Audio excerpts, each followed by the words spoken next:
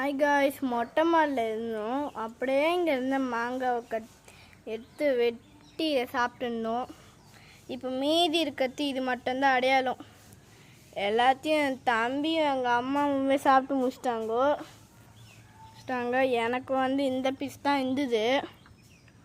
உள்ளே போனால் நிறைய மாங்காய் இருக்கும்.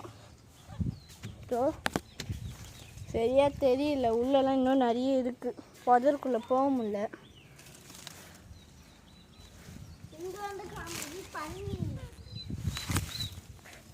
இது மட்டும் வித்தியாசமாக இருக்குங்க கைஸ். இந்த காய் மட்டும் வேறு மாதிரி இருக்குது, இந்த காயும் வேறு மாதிரி இருக்குது. எங்களுக்கு மாங்காய் வேணுன்னா நாங்கள் மரம் ஏற தேவையில்ல, மொட்டை மாடியை ஏறினாவே போதும்.